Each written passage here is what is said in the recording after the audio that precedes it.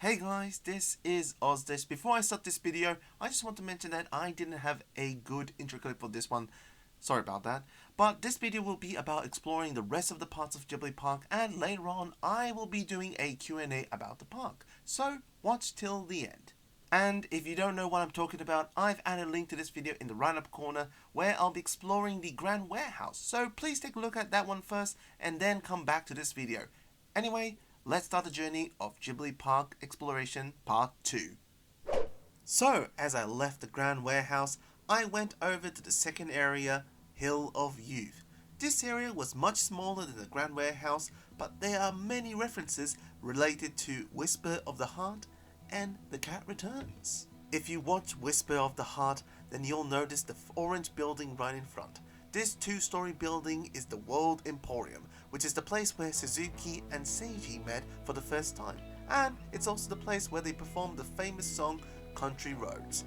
Same with the film, there's a bicycle that Seiji rode off right in front of the building, and it's also the same jacket from the movie which you can actually wear and take photos. Now, about the inside of World Emporium, you'll have a chance to see so many antiques similar to the movie. You can't take any photo videos inside the building, but you can actually touch some of this stuff inside, so explore as much as you can to see the livelihood of this place. Also, at a certain time, there's a mini event where you can hear a melody from the grandfather's clock. Now, moving on. If you go downstairs of this building, you'll find the violin workshop just like in the movie. You can't touch most of the stuff, but you can actually play the violin and the piano, which is right here. If you're skilled with either instruments, be sure to catch the vibe around the room by playing Country Roads. Oh, I almost forgot, you can actually buy a postcard at here. There were 3 to 4 types of postcards, and I've chosen the portrait of Louise, who is a lover of ballad. And yes, there is a Whisper of the Heart collector's stamp sold at here, so you can use it right away and send it in Japan, or you can just keep it with you as a memory. It took me about 4 or 5 days if I remember, since I went to the Ghibli Park around in Thursday, and I sent this on the Thursday evening, so it's about 5 days it took. And finally I got it to my hand. I was so happy when it came to me. And to show you, as a memorable thing that you should do to send it to yourself, is this. Okay. Oh, finally it came. So, if you can see there, I have the stamp of the World Emporium and the date saying that I went to Ghibli Park on that day, and it's only at this post box you can do it. So if you ever want to try it for yourself, and if you have enough days to stay at one accommodation at somewhere that you know the address, please do so. If you're not, just don't try it. It'll take a while, and just keep it to yourself, of those postcards, as a memory to yourself. We've finished 80% of this area, but there's still more to look around. On the left side of this area, there's the cat office from The Cat Returns, where you'll find Balan and Muta-san inside. You can see inside the office through the windows, but it's very detailed, and you'll find some references from the movie. Also, there's a little Easter egg about this house. If you open this red post box here, inside the post box, there's a cat newspaper written in Japanese, which has a bunch of Easter eggs about The Cat Returns. And what's interesting about this newspaper is that the publish date is stated on the same release date of the movie. Also, in Cat Returns references, in this phone box, there is a cat that will actually talk to you directly.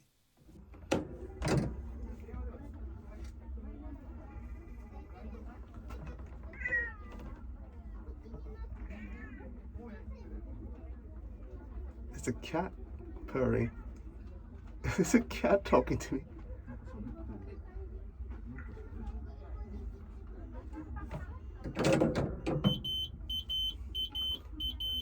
Oh my god. What wonderful time. Oh, it's a different one. If you want to know what the cat was saying, then I would recommend trying it out for yourself. So, there's all the things I have explored around in the Hill of the Youth. I began to explore my last hours for the free entry areas. At Ghibli Park, there are some free parts that you can search. The first part is this cave located right under the Hill of Youth. This cave is a reference to one of the scenes from Whisper of the Heart, where Shizuku was dreaming in this mystical cave. The next thing is these Ghibli reference benches.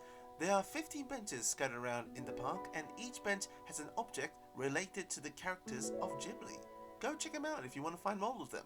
Up next is this little statue located near the Grand Warehouse. If you know what this is, it's the same statue from Spirited Away, where the family stops right in front of it before entering the spiritual world. The final part in this observatory located near Dondoko Forest. You'll have a chance to see Satsuki and Mei's house from far away, but the scenery out there is pretty nice.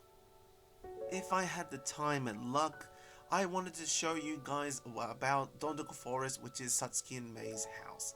But because I didn't have the entrance ticket to it, I guess this will be my end of this journey. So, now I'm back at my home site studio. From here, I'm going to talk about some of the questions that you might think about going to Ghibli Park. So, my first question is it worth to go?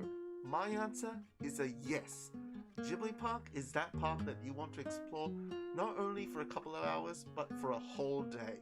Like for instance, the Grand Warehouse. I explored there, and according to the website, it takes like 2 to 3 hours to have fun. My honest opinion about experience to it, it takes a half a day. If you want to take a lot of photos, and there's so many people around, and you want to eat, you want to shop, and you want to explore all the things, the small pieces, the bits of parts, it will literally take a half a day to do it. And plus, like Hill of the Youth, Dondoko Forest, there's certain places you have to move around and walk around and see around in other locations. It will literally take a whole day or more than a whole day to explore. I mean, this is just still phase 1. Yes, you heard, phase 1. Ghibli Park is still in a complete situation. It's actually in the development of phase 2, and in the next couple of years they'll be completing 2 more areas, like the Princess Mononoke area and the Howl's Movie Castle and Kiki's Delivery Service in one area, like all the magical stuff from Ghibli in terms of that. So there's still more things to look around and look forward to. But putting aside all that good stuff that I was saying, I just want to mention 2 things about Ghibli Park that you should guys know about. The first thing is lockers. So Ghibli Park doesn't have lockers. Well, to be precise, it doesn't have lockers in each area. Like, I understand for Hill of the Youth and Dondoko Forest, as there's not much anything to buy at. But for the Grand Warehouse, which has a big shop, there's a lot of things to buy if you're a Ghibli fan.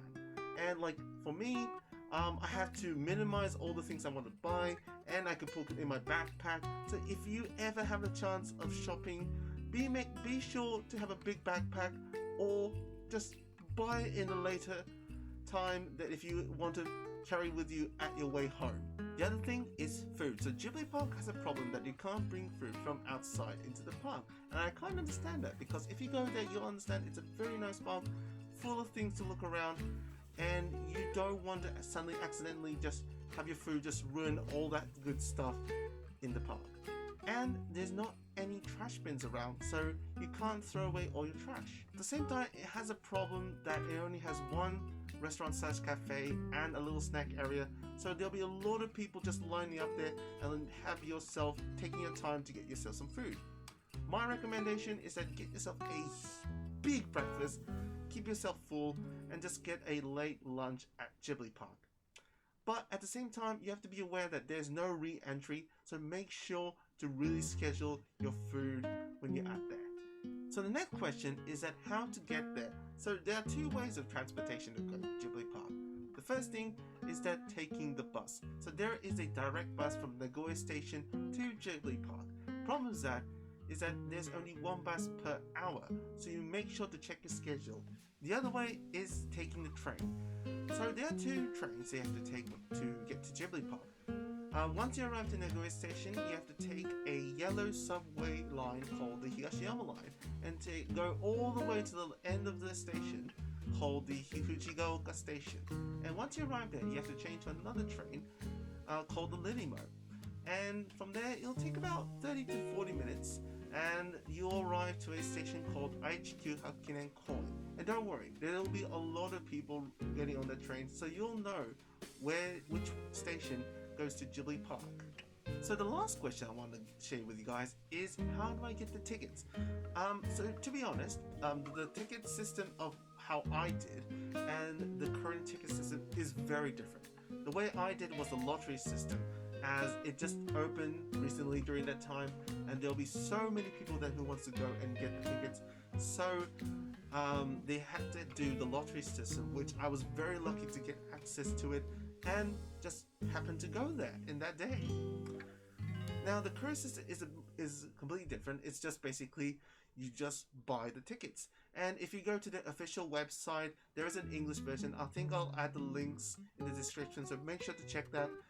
There is an official website for Ghibli Park to buy the tickets, and if you just read there and just understand all the things what's on it, you'll get access to what you need. Oh, I just forgot one important thing.